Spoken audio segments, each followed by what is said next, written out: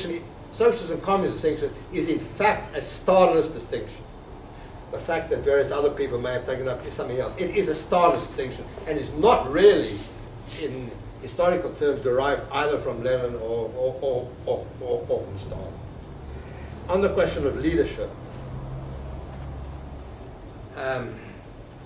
I get the feeling, in the first instance, that the Socialist Party of Great Britain seems to believe that it would be possible to take power without any great problems. All you do is, the majority apparently now in favour of socialism, they vote for socialism, and that's the beginning and end of it.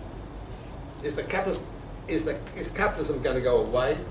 The state is always a bourgeois state, but you cannot really have a socialist state. So it will act. So how are you going to get to this point? You're simply going to go into Parliament. Parliament will vote for socialism. The bourgeoisie will not obstruct anything in this process. It's not only incredible, it contradicts every tenet of Marxism. What you need, as Sandy was saying, is you certainly need first the theory to understand what actually exists. Marx wrote, other people have been writing, try to understand. If you don't understand the nature of our society today, and it is not identical to what it was in Marx's time, it's still capitalist, but it's not identical to that, to what existed. We have to have to theorize what exists today in order to act. Where to act, how to act, when to act. If you don't have intellectuals theorizing it, it doesn't matter where they come from, whether they're at the universities or come from working class directly. If you don't, you won't be able to understand it, and you will never take power anyway. Stanley makes the point of consciousness. You have to have an understanding of society for people to understand what is actually happening. The idea that people don't want socialism, I think, is just not true. If you go to most people in our society, whether it's Britain or America or wherever, and put to them the kind of society that Adam has put forward as a socialist society, they will say that's wonderful. Why should anybody be against it? A society where labour becomes mankind's prime want is a wonderful idea. What idiot is actually against that? A few people, perhaps. And I've often quoted this survey, but I'll quote it in case I've never been in this audience before. But a survey was done in the United States of school children in the secondary school, and they asked them, where does a statement, from each according to his ability to each according to their need, from each according to ability, to each according to their need. Where does this come from? This was actually done in the United States in schools, a series of schools. And the majority answer, something like 60% answer was, it comes from the American Constitution. It indicated quite clearly, as I say, that is sort of apple pie, etc.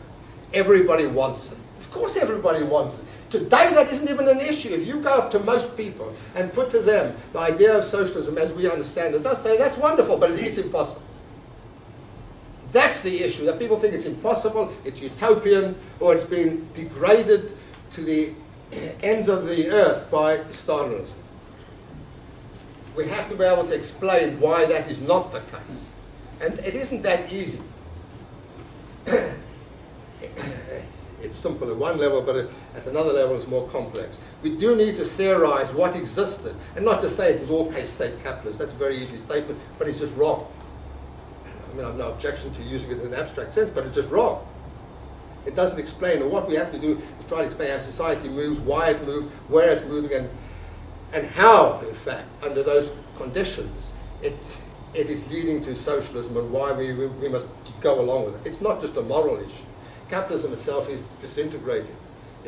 It is declining. We have to be able to understand that and show that to people. That is what they need. But you have to have the theory for it. The second thing you definitely do need is an organizational form which will help people to go towards socialism. And you can't avoid... Oh, but, try to get more and more points of view. Okay. Please. 1 minute. Fair enough. One has to have an organizational form to draw people in. And if you don't have that, well, nothing will happen. The idea that the self-emancipation of the working class is correct, but that doesn't mean to say that there is no leadership, or there are not great leaders. There are great leaders. It's not just Napoleonic idea. There are certain times in history where the leader is absolutely crucial. And that is not a non-Marxist idea. It's fundamental to Marxism itself. Thank you. Any other questions or points of view? Yes, sir. But it's easy to cross the line from, you know, the vanguard part. It's easy to cross the line from promoting socialism to telling people what to think. It's easy to cross that line, and that's what happened in Russia. You know, they weren't trying to promote socialism; they were actually trying to tell people how to think.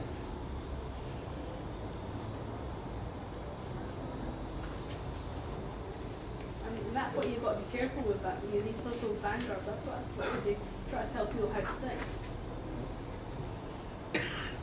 Could the chairman repeat the question? Well, it's not a question, it's a point of view. Point of view. Point of view is that the difficulty with a vanguard position is that being leaders is that there's a tendency to tell people what to do. That's the difficulty. Got your point?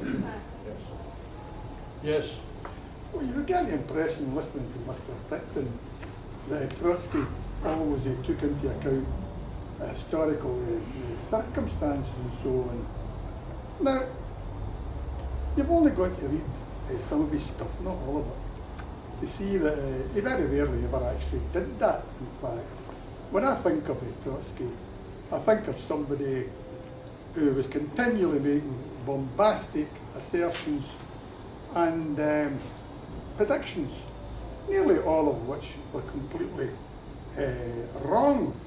See here, for example, is one of his statements made in January 1935. He says, everything in England is heading for a revolutionary explosion. But by the end of the year, we had a general election, and the Tories got the biggest majority that they ever had. And then you've got this pamphlet here, The Death Agony of Capitalism.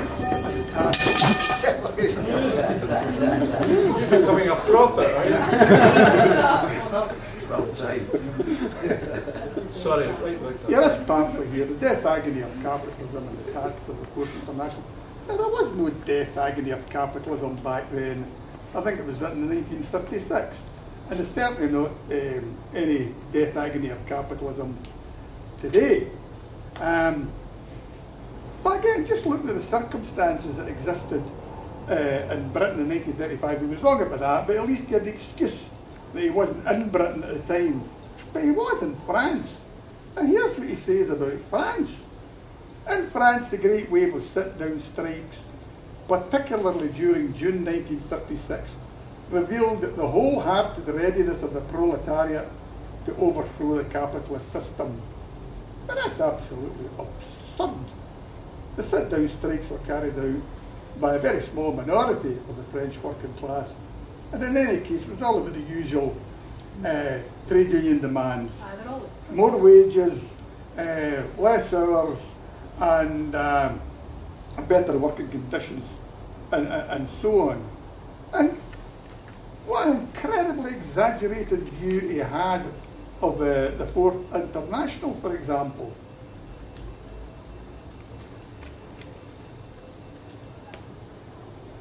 The advanced workers of all the world are already firmly convinced that the overthrow of Mussolini